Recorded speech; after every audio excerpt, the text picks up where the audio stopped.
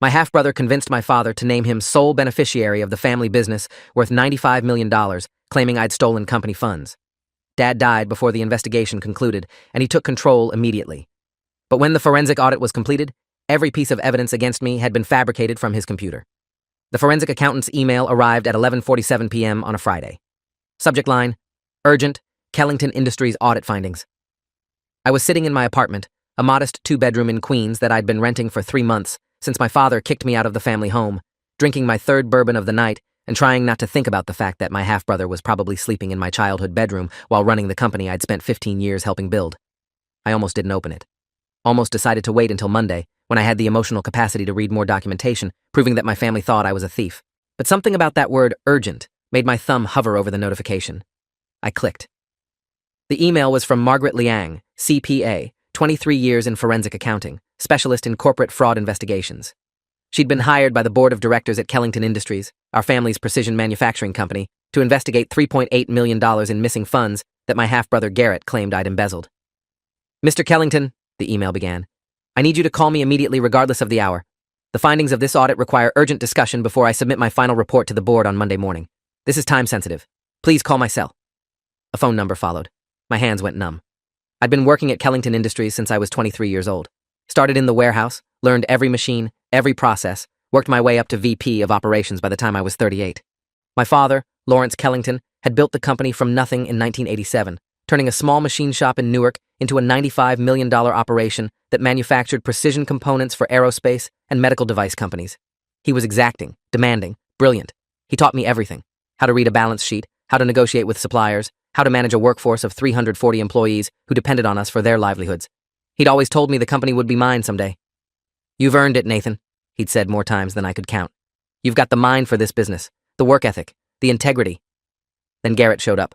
My half-brother, product of my father's first marriage that ended when he was 4 years old, had spent most of his adult life bouncing between sales jobs and failed entrepreneurial ventures. He was 42, 3 years older than me, and we'd barely spoken growing up because his mother had moved to California after the divorce. But 18 months ago, he'd reconnected with Dad, started calling regularly, visiting on weekends, expressing interest in learning the family business. Dad was thrilled. His firstborn son, finally showing initiative, finally wanting to be part of something. Red flag number 1 should have been the speed of Garrett's integration. Within 6 months, Dad had created a position for him: Director of Business Development, salary of $180,000 plus bonuses, an office on the executive floor, access to financial systems. I'd raised concerns, gently, because I didn't want to seem jealous or territorial. Dad, maybe we should start him in a different department? Let him learn operations first? My father's face had hardened. He's 42 years old, Nathan. He doesn't need to start in the warehouse like you did. He's got an MBA from USC. He's been running his own businesses. He deserves to start at an appropriate level. Garrett's businesses had all failed, but I didn't say that. Just nodded and welcomed my half-brother to the executive team. Garrett was charming. Everyone liked him. He had this easy confidence, this way of making people feel like they were the most important person in the room. He'd take the younger analysts out for drinks, remember everyone's birthdays, bring coffee for the administrative staff. Within 3 months, he'd built a network of allies throughout the company.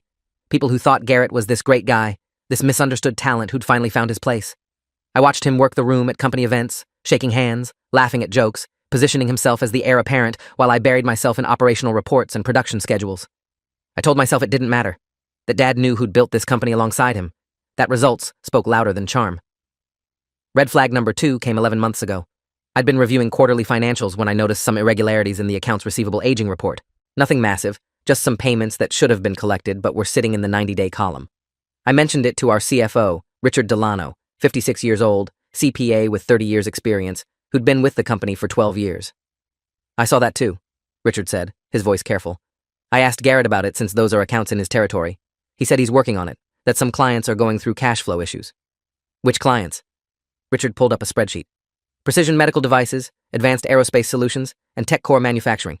Total outstanding, $680,000. Those were 3 of our biggest accounts. Accounts I'd personally managed for years before Garrett joined the company. I should reach out to them, I said, just to make sure we're on the same page about payment terms. Richard hesitated. Garrett specifically asked that we let him handle it, said he's building relationships with these clients and doesn't want mixed messages. That felt wrong, but I didn't push. Not yet. I made a note to follow up in 2 weeks if the payments hadn't come through. They didn't come through. By the time I flagged it again, the outstanding balance had grown to $1.1 million.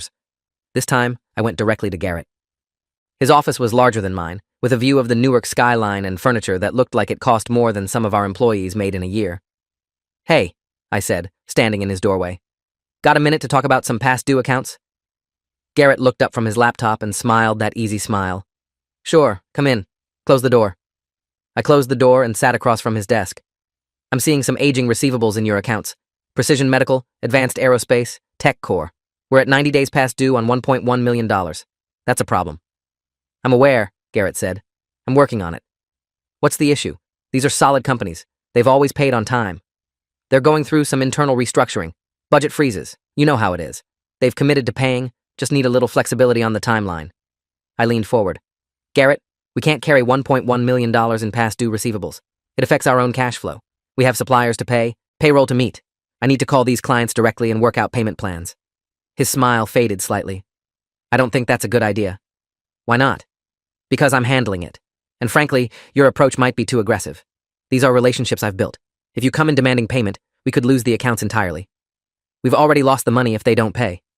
They will pay. I just need you to trust me." That word. Trust. Something about the way he said it made my stomach clench. "I'm calling them on Monday," I said. "If you want to be on the calls, that's fine, but this has gone on too long." Garrett's expression went cold for just a second. Then the smile returned. "Do what you think is best. But when Dad asks why we lost 3 major accounts, I'll make sure he knows whose decision that was." I left his office feeling like I'd just been threatened in the politest possible way. On Monday, I called Precision Medical Devices, asked for their accounts payable manager, a woman named Jennifer Wu, who I'd worked with for 6 years. "Nathan, hi," she said when she picked up. "I wasn't expecting to hear from you. Garrett said he'd taken over our account." "He has, but I'm following up on the outstanding balance. We show $380,000 past due at 90 days. Can you help me understand what's happening on your end?" There was a pause. "I'm not sure what you mean. We paid that invoice 8 weeks ago. Check number 18943 cleared our bank on August 15th. My blood went cold. "You paid it?" "Jennifer, I'm looking at our aging report right now. It shows unpaid." "That's strange. Want me to send you a copy of the canceled check?" "Please, send it to my personal email." I gave her my Gmail address, not my work email. Something told me to keep this quiet. The canceled check arrived 15 minutes later. $380,000, made out to Kellington Industries, dated August 15th, cleared August 18th. I called Advanced Aerospace Solutions. Same story. They'd paid their $450,000 invoice 7 weeks ago. I called Tech Core Manufacturing. Paid 6 weeks ago, $270,000. All 3 companies had proof. Canceled checks, bank statements, transaction confirmations. $1.1 million that had been paid, but was somehow showing as unpaid in our system. My hands started shaking as I pulled up our bank records, logged into the company account with my admin access credentials, searched for deposits in the date ranges when these checks should have cleared. Nothing. 3 payments totaling $1.1 million had vanished. I sat at my desk, staring at my monitor, trying to make sense of what I was seeing. Money had been paid by our clients, the checks had cleared their banks, but the money never appeared in our account. Where did it go? I needed to talk to Richard, the CFO. But first, I needed to document everything. I took screenshots of the aging report, the bank records, the emails from clients with canceled check images. Saved everything to a folder on my personal laptop, not the company network. Then I walked to Richard's office.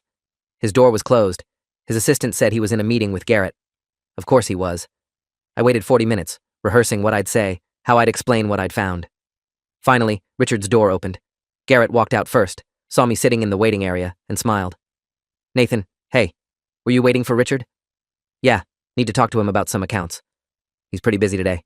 Maybe schedule something for later in the week? It's urgent." Richard appeared behind Garrett, looking uncomfortable. "It's fine. I have a few minutes. Come in, Nathan." I walked into Richard's office. Garrett followed. "This is a private conversation," I said, looking at Garrett. "About financial discrepancies." "I'm Director of Business Development," Garrett said smoothly. "If it's about accounts in my territory, I should be present." Richard looked between us, clearly wanting to avoid conflict. "Maybe we should all sit down and discuss whatever the issue is." I didn't want Garrett there, but I also didn't want to seem like I was hiding something. So I sat, pulled out my laptop, showed them the aging report, the bank records, the emails from clients. 3 major accounts showing as past due, I explained, but all 3 clients have proof they paid weeks ago. The checks cleared their banks, but the money never hit our account. $1.1 million is missing. Richard's face went pale. Garrett leaned forward, studying my screen. "That's impossible," Garrett said. "There must be an error in the accounting system." "I checked the bank directly," I said. "The deposits aren't there." Richard pulled up his own computer, started typing, clicking through screens. His expression got progressively more concerned. Nathan's right. I'm not seeing these deposits. The checks should have been deposited to our primary operating account, but there's no record of them. Where did the money go? I asked. The question hung in the air. Garrett spoke first. Could it be a bank error? Maybe the checks were deposited to the wrong account? Richard shook his head. We only have 3 accounts: operating, payroll, and a reserve account. I'm checking all of them. Nothing. Then someone diverted the deposits, I said slowly. Someone with access to our banking information and the ability to change deposit routing. Garrett's eyes met mine. That would require executive-level access to our financial systems. Yes, I said. It would. The implications sat there, heavy and obvious. Only 4 people had that level of access. Dad, Richard, me, and Garrett. We need to investigate this immediately, Richard said. I'm going to contact the bank, pull all transaction records for the past 6 months. Nathan, can you send me everything you've compiled? I forwarded him the folder. I'm also going to need to report this to Lawrence, Richard continued. This is potentially fraud. He needs to know. Agreed, I said. Let's meet with him today. I'll set it up. Richard picked up his phone. Garrett stood. I should let you two handle the technical details. But Nathan, I want to say I appreciate you catching this. We've got a fiduciary duty to protect the company. His tone was genuine, concerned, appropriate. But something in his eyes was calculating. The meeting with Dad was set for 4 p.m. I spent the next 3 hours reviewing every financial transaction I could access, looking for patterns, anomalies, anything that might explain where $1.1 million had gone. At 3:55 p.m., I walked to the conference room. Dad was already there, sitting at the head of the table, looking older than his 68 years. He'd been diagnosed with stage 4 pancreatic cancer 8 months ago. The prognosis was grim, 12 to 18 months. He was still working full-time, still running the company, but you could see the disease wearing him down. Richard arrived next, carrying a laptop and several folders. Then Garrett, looking appropriately serious. All right, Dad said, his voice still strong despite everything. Richard said we have a problem. Walk me through it. I did. Showed him the aging report, the client confirmations, the missing deposits. Explained that $1.1 million had been paid by clients but never appeared in our accounts. Dad listened without interrupting, his expression getting grimmer with each detail. When I finished, he turned to Richard. You've contacted the bank? Yes. They're pulling records now. Should have a complete report by Monday. And you're certain these clients paid? I have canceled checks, bank statements, transaction confirmations from all 3. The money left their accounts. It should have arrived in ours. It didn't. Dad looked at me. And you think this is fraud? I don't know what else it could be. Someone with access to our banking information diverted these deposits. That's a criminal act. Who has that level of access? The 4 of us in this room, plus you. Dad was quiet for a long moment. Then he looked at Garrett. You manage these accounts. Did you see anything unusual? Garrett shook his head. No. I was following up on late payments. I had no idea they'd already paid. Nathan's the one who caught it. Something about that statement bothered me. The way he positioned himself as separate from the problem, deflecting attention while seeming cooperative. We'll get to the bottom of this, Dad said. Richard, I want a full forensic audit. Bring in outside accountants. Check every transaction for the past year. And I want it done quietly. If word gets out that we have internal fraud, it could destroy client confidence. Understood, Richard said. Dad stood, slower than he used to, the cancer making every movement deliberate. Nathan, good catch. This could have been much worse if you hadn't noticed. I nodded, but something felt wrong. The meeting had been too easy. Garrett had been too agreeable, too helpful. Over the next 2 weeks, the investigation expanded. Richard brought in an external forensic accounting firm, Whitmore and Associates, led by Douglas Whitmore, CPA, with 35 years' experience in fraud examination. They started reviewing every bank transaction, every accounts receivable entry, every payment process. I thought that would be the end of it. That they'd trace the money, find whoever had diverted it, and resolve the situation. Instead, things got worse. Much worse. It started with small questions. Douglas Whitmore pulled me into a conference room on a Wednesday afternoon. Mr. Kellington, I need to ask you some questions about your access to the banking systems. Of course. What do you need? Can you walk me through your typical process for handling client payments? I explained how I occasionally worked with Richard on accounts receivable, how I had administrative access to review account statuses, how I didn't typically handle deposit processing, but could access the information if needed. And you have login credentials to the bank's online system? Yes. Same as Dad, Richard, and Garrett. We all have executive access. When was the last time you logged in? I pulled out my phone, checked my password manager. Maybe 3 weeks ago, I was reviewing cash flow for a capital expenditure approval. Interesting, Whitmore said. He pulled out a document. Because according to the bank's access logs, your credentials were used to modify the deposit routing for all 3 missing payments. My stomach dropped. That's impossible. I didn't modify anything. The logs show otherwise. Your username, your password, accessed from your IP address at the office. Then someone else used my credentials. That's the only explanation. Your password is secure? Yes. 16 characters, alphanumeric with symbols. It's in my password manager. Does anyone else have access to your password manager? No. It's protected by biometrics on my phone. Your office computer? Password protected. Locks automatically after 5 minutes of inactivity. Whitmore made notes. We'll need to examine your office computer. The forensic image might show if someone accessed your credentials without your knowledge. Fine. Do it today. They took my computer that afternoon, told me I could use a loaner while they analyzed mine. I sat at my desk with a generic Dell laptop, feeling like the walls were closing in. Someone had used my credentials to steal $1.1 million. Someone who had access to my computer, my passwords, my identity. The list of people who could do that was very short. 3 days later, it got worse. Whitmore found more missing money. Another $2.7 million across 8 different accounts, all showing the same pattern. Clients had paid, checks had cleared their banks, but the money had been diverted before reaching our operating account. All of it accessed using my credentials. Dad called me into his office on a Friday evening. Garrett was already there, sitting in one of the leather chairs across from Dad's desk. The chair I used to sit in when we'd discuss strategy, when Dad would ask my opinion on major decisions, when I was still the son he trusted. Sit down, Nathan, Dad said. His voice was different. Cold. I sat. Douglas Whitmore briefed me on the audit findings. They've identified $3.8 million in missing funds, all of it diverted using your login credentials. Dad, I didn't do this. Someone is using my identity. The forensic analysis of your computer shows the transactions were initiated from your machine. They have timestamps, IP logs, everything. There's a digital trail that leads directly to you. Then someone accessed my computer, copied my credentials. This is a setup. By who? I don't know. But I would never steal from this company. You know me. You've known me my entire life. Dad looked at Garrett. Did you notice anything unusual in Nathan's behavior over the past few months? The question felt like a betrayal. Garrett hesitated, then spoke carefully. I didn't want to say anything because he's my brother. But yes, he's been acting strange, defensive when I ask questions about accounts, secretive about his work, and I noticed he's been having some financial problems. I stared at him. What financial problems? Your divorce settlement. I heard you talking on the phone with your ex-wife about the alimony payments. It sounded like you were struggling. I'm not struggling, and that's a private matter. Is it? Garrett's voice was sympathetic, concerned, because $3.8 million would solve a lot of financial pressure. I'm just saying, if someone was desperate, they might make bad choices. The room spun slightly. He was building a narrative, painting a picture of motive, opportunity, desperation, all lies, but delivered so reasonably that even I could see how convincing it sounded. Dad, I said, my voice tight, I didn't steal anything. You have to believe me. Dad looked at me with eyes that held something I'd never seen directed at me before. Doubt. The evidence says otherwise. The evidence is fabricated. Someone planted it. Someone who wants to frame me. That sounds paranoid, Nathan.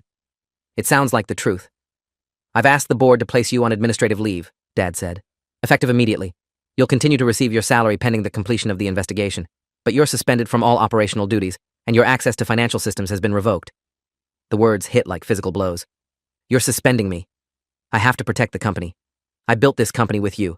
I've given 15 years to Kellington Industries, and you're throwing me out based on fabricated evidence. If it's fabricated, the investigation will prove that. And if the investigation is already biased against me, if someone is manipulating the evidence, then you'll have the opportunity to defend yourself. Dad stood, slowly, painfully. I'm doing this because I have to, Nathan. Not because I want to, but $3.8 million is missing, and all the evidence points to you. I looked at Garrett.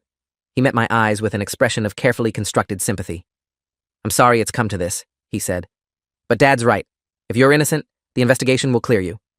I wanted to hit him, wanted to scream that he was lying, manipulating, stealing, but that would only make me look guilty, make me look unstable. So I stood. I'll cooperate fully with the investigation, and when they prove I'm innocent, we're going to have a conversation about who actually did this. I walked out, drove home to my apartment, sat on my couch and tried to process what had just happened. My father, the man who'd taught me everything, who'd told me 1,000 times that integrity was the only thing that really mattered, thought I was a thief. Over the next month, things deteriorated rapidly. The board met and voted to suspend me without pay pending the investigation's completion. My access to the building was revoked. Former colleagues stopped returning my calls. The few who did talk to me asked careful questions that made it clear they believed the accusations. I hired a lawyer, Daniel Rothstein, 52 years old, criminal defense attorney with 28 years' experience in white-collar crime. He cost $650 an hour and reviewed all the evidence with a neutral eye. This is bad, he said in our third meeting. The digital trail is extensive. bank records, access logs, timestamps. If this goes to trial, the prosecution will have a strong case. But I didn't do it. I believe you. But belief doesn't win cases. Evidence does. And right now, all the evidence points to you. Then how do we prove I'm innocent? We need to find something that contradicts the digital evidence. A witness who can place you somewhere else during the transactions. Security footage. Something that proves you couldn't have been at your computer when the deposits were diverted. I spent 3 weeks reconstructing my schedule. Found calendar entries, email timestamps, meeting notes. But nothing definitive. Nothing that proved with certainty that someone else had used my credentials. Then Dad got worse. The cancer, which had been progressing slowly, suddenly accelerated. He was hospitalized on a Wednesday. By Friday, he was in hospice care. I called the house. Garrett answered. He doesn't want to see you, Garrett said. He's my father. He's dying, Nathan, and you've caused him enough pain. I didn't do what you're accusing me of. The evidence says otherwise, and Dad knows it. He doesn't want his last days spent with someone who betrayed him. Let me talk to him, please. Goodbye, Nathan.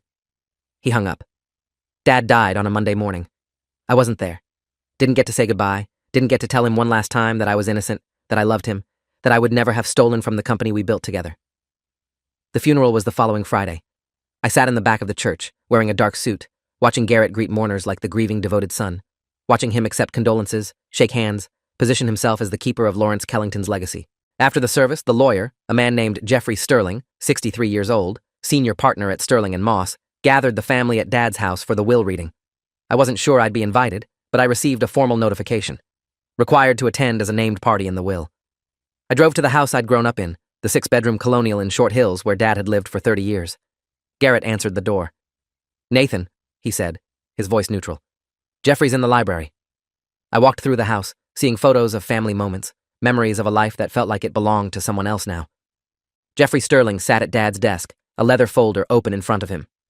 Gentlemen, he said as we both sat down, I'll keep this brief. Lawrence's will is straightforward. After specific bequests to charity and household staff, the bulk of his estate, including his controlling interest in Kellington Industries, is divided as follows. He paused, looked at me. Given the ongoing investigation into financial irregularities and Nathan Kellington's alleged involvement, Lawrence made the decision to restructure his will 4 weeks before his death. The entirety of his ownership stake in Kellington Industries, valued at approximately $95 million, has been left solely to Garrett Kellington. The words didn't land at first, just hung there in the air. The remainder of the estate, including the house and personal assets, will be liquidated with proceeds distributed to charity. Nathan Kellington receives no bequest from his father's estate. I couldn't breathe, couldn't process.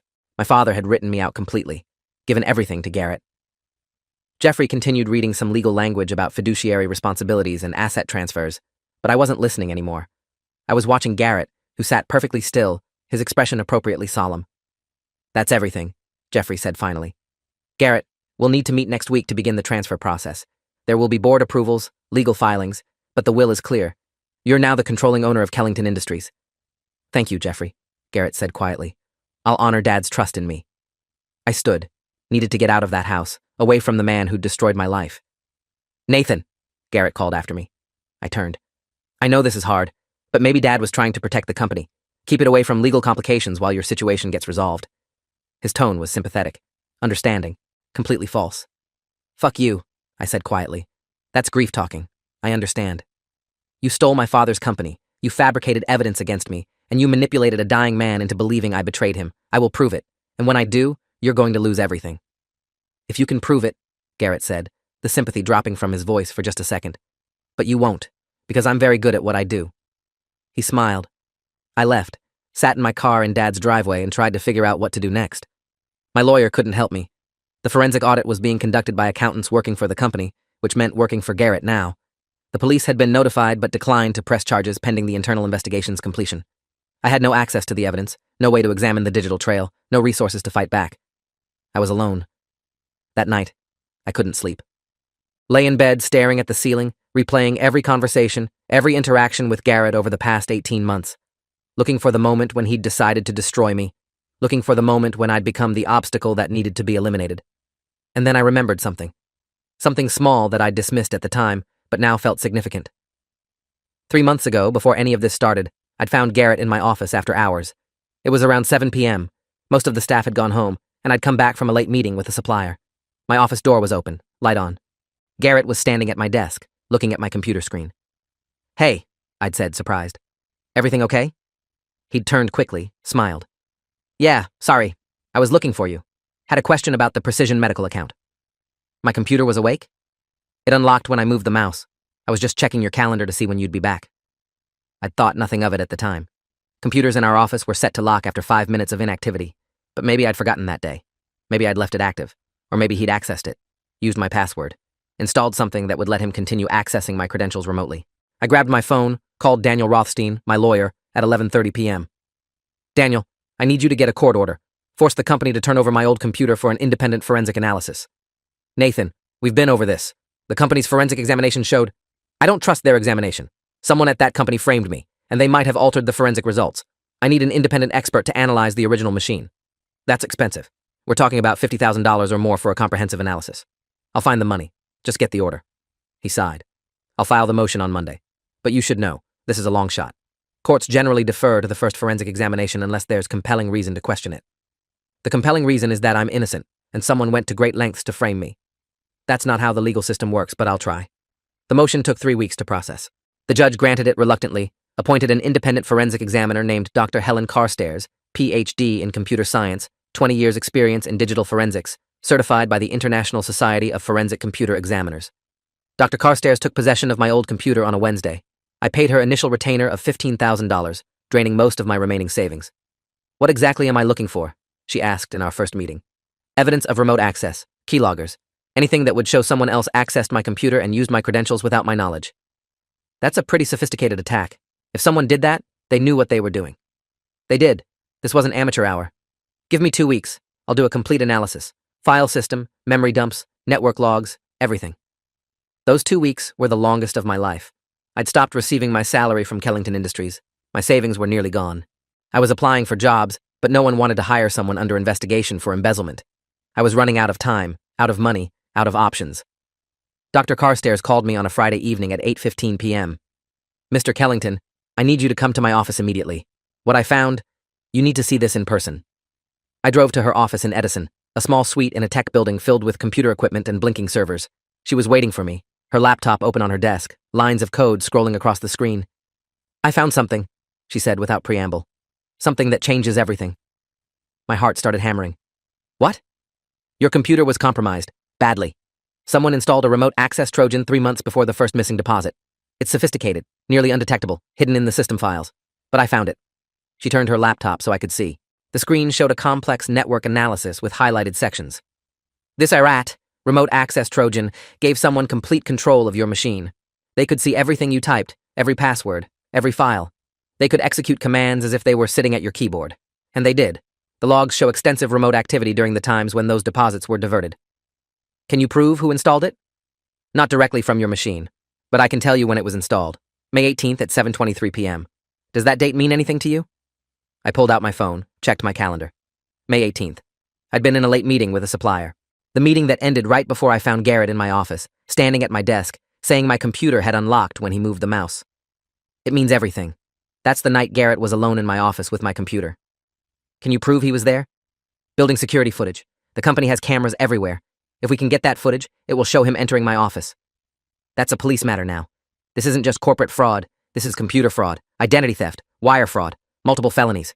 She started making calls. First to the FBI's Cybercrimes Division, then to the New Jersey State Police. Within 2 hours, Special Agent Nicole Vasquez from the FBI's Newark field office was sitting in Dr. Carstairs' office, reviewing the forensic findings. This is solid evidence, Agent Vasquez said.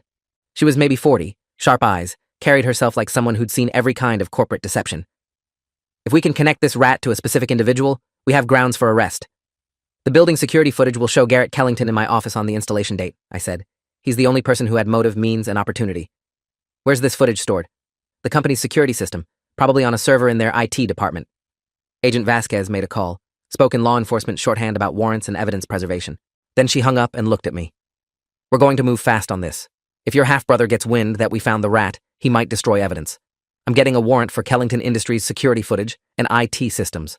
We'll execute it first thing Monday morning. What about Garrett's personal computer? We'll be seizing that too.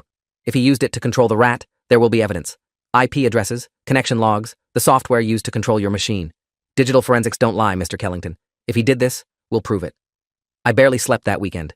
Kept thinking about Garrett sitting in that executive office, controlling my computer remotely, diverting millions of dollars, building a case against me while I was in meetings, working late, trying to save the company, building a case that would steal everything from me, including my father's trust in his final months. On Monday morning at 6:45 a.m., FBI agents executed search warrants at Kellington Industries and at Garrett's home in Montclair. I wasn't there, but Agent Vasquez called me at 9:30 a.m. "We have his computer. We have the security footage. And you were right. The footage from May 18th shows your half-brother entering your office at 7:18 p.m. and remaining there for approximately 8 minutes. We can see him at your desk, though we can't see the screen from the camera angle. But combined with the rat installation timestamp, it's damning." "What about his computer?" "Our tech team is imaging it now. Should have preliminary results by end of day." The preliminary results came at 8 p.m. Agent Vasquez called me from the field office. "We found everything. The rat software on his machine. Connection logs showing him accessing your computer remotely on the exact dates when the deposits were diverted. And here's the best part. He documented everything." "What do you mean?" "He kept detailed records. Spreadsheets showing which accounts he was targeting, how much money he'd diverted, where he'd sent it. Bank statements for accounts in the Cayman Islands under shell company names. Email drafts, never sent, where he laid out his entire plan. He was meticulous. Probably thought he'd need the records to manage his stolen fortune. Never thought anyone would see them." I sat down. My legs wouldn't hold me anymore. "So you can prove he did it? All of it?" "Every piece. The embezzlement, the frame-up, the identity theft. And there's more. The forensic analysis shows he also fabricated some of the evidence used in the company's internal investigation.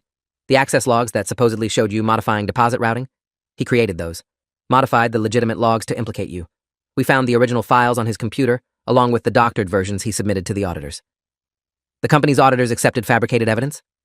"They had no reason to question it. The documents looked legitimate. But now we can prove they were altered. This is going to blow up, Mr. Kellington.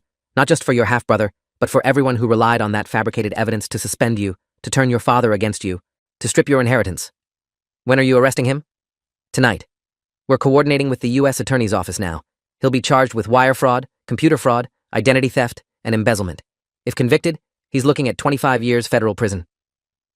That night, at 11:47 p.m., FBI agents arrested Garrett Kellington at his home. I wasn't there for that either, but I read about it the next morning in the Star-Ledger. Kellington Industries, heir arrested in $3.8 million embezzlement scheme. The article detailed the charges, the FBI investigation, the sophisticated computer fraud. It mentioned me as the victim who'd been falsely accused. My phone started ringing at 7 a.m. First was Jeffrey Sterling, Dad's lawyer, calling to say we needed to discuss the will. The inheritance was conditioned on the investigation showing that you'd embezzled funds. Now that the FBI has proven that was a frame-up orchestrated by Garrett, the will's provisions need to be reconsidered. What does that mean legally? It means your father's intent was to protect the company from someone he believed was a thief, but he was deceived. Garrett's fraud invalidates the justification for disinheriting you. We may be able to petition the court to set aside the will on grounds of fraud and undue influence. Do it. File whatever you need to file. Next was Richard Delano, the CFO, calling to say the board wanted to meet with me. "We owe you an apology, Nathan. A massive apology. We should have questioned the evidence more carefully. We should have trusted your years of service over circumstantial digital logs. I'm sorry. Where's the stolen money?" FBI traced it. Garrett had moved it to offshore accounts. They're working on asset recovery. We should get most of it back. And the company? It's in chaos. The board is calling for emergency leadership. With Garrett arrested and facing decades in prison, we need someone who knows the business. Someone we can trust. We want you to come back as CEO. The words felt surreal. 3 weeks ago, I'd been suspended, accused, disinherited. Now they wanted me to run the company. "I need to think about it," I said. "I understand. But Nathan, this company needs you. The employees need you. Your father would want you leading Kellington Industries." Would he? Dad had died thinking I was a thief. Died without knowing his firstborn son had manipulated him, stolen from the company, destroyed the son who'd actually built the business alongside him. "Let me call you back," I said. The legal process moved slowly after that. Garrett's trial was scheduled for 8 months out. His lawyers tried every motion, every delay, but the evidence was overwhelming. Dr. Carstairs' forensic analysis was airtight. The FBI's case was bulletproof. I returned to Kellington Industries as interim CEO 3 weeks after Garrett's arrest. Walked back into the building I'd been banned from, past employees who wouldn't meet my eyes out of shame for believing the accusations. My first action was to call an all-hands meeting. All 340 employees gathered in the warehouse, the same warehouse where I'd started as a 23-year-old kid learning to operate a CNC machine. "I'm not going to pretend the last few months didn't happen," I said, standing on a makeshift stage. "You all heard the accusations. Some of you believed them. I don't blame you. The evidence looked convincing, but it was fabricated. Every piece. My half-brother orchestrated an elaborate fraud to steal from this company and frame me for it. The FBI has proven that beyond any doubt. I paused, looking at faces I'd worked alongside for 15 years. What happened here, what Garrett did, it was a betrayal of trust on every level. But we're still here. This company is still here, and we're going to move forward, not by pretending nothing happened, but by rebuilding the trust that was broken, by being transparent, by holding ourselves to the highest standards of integrity. The room was silent. Then someone started clapping. Then another. Within seconds, the entire warehouse was applauding.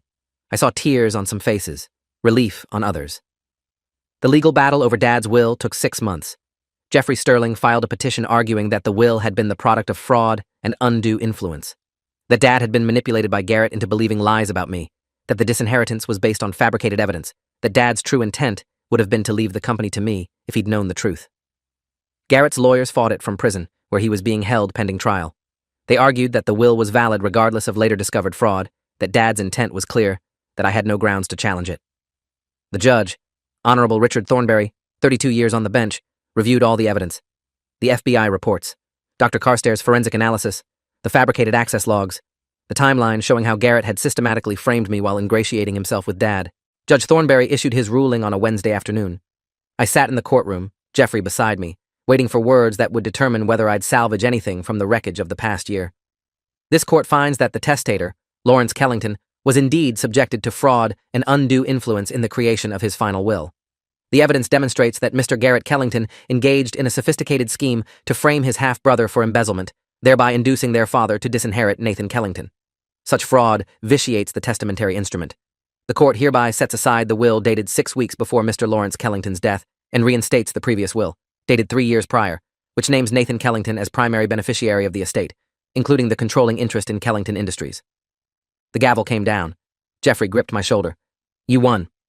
I didn't feel like I'd won. I felt like I'd survived. There's a difference. Garrett's trial was 3 months later. The prosecution called me as a witness. I sat in the federal courthouse in Newark, raised my right hand, swore to tell the truth, and then told the jury everything. The frame-up, the fabricated evidence, the computer fraud, the stolen millions. Garrett's lawyer tried to make me seem vindictive, suggested I was exaggerating his culpability out of anger about the inheritance. Then the prosecutor showed the jury Garrett's own files, the spreadsheets documenting which accounts to target, the bank statements for offshore accounts, the email drafts laying out the entire scheme, the connection logs showing him accessing my computer remotely. There was no defense, no explanation that made sense. Garrett had documented his own crimes so thoroughly that his lawyer couldn't create reasonable doubt. The jury deliberated for 4 hours, guilty on all counts, wire fraud, computer fraud, identity theft, embezzlement. The sentencing was 2 months later. The judge gave Garrett the maximum, 23 years in federal prison. No possibility of parole for the first 17 years. You stole from your family, the judge said, looking down at Garrett. You destroyed your half-brother's reputation. You manipulated your dying father. You did it all for money, for greed. This sentence reflects the severity of your betrayal.